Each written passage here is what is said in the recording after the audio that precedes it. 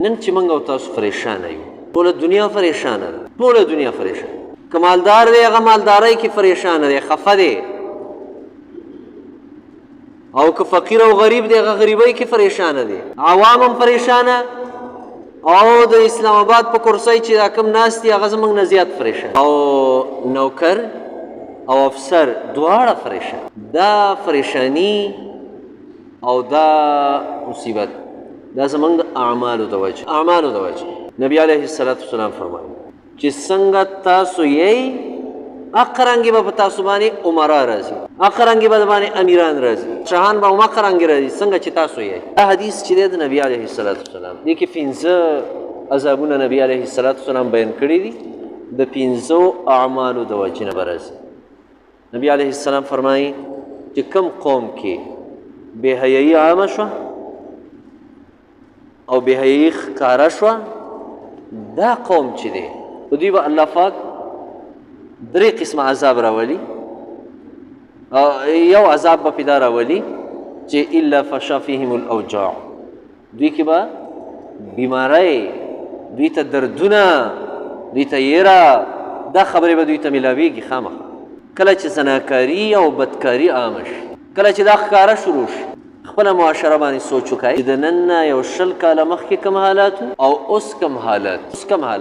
بې حیایي حوالې سره د بې حیایي ذرایع او اسباب ورځ په ورځ باندې زیاتي. بازارونو ته زنانه راووتې، د پښتنو په بازارونو کې زنانه، د پښتنو په بازارونو کې دا کیدی نه شوه. دا خبره پخوانو پښتنو دا خبره برداشت کولی نه شوه چې زنانه دی بازار کې وګرځي. او د 2000 نه مخکې راپورټ دی چې د دنیا څومره انجیوګانو امریکا کې د هغوی اجلاس شوی،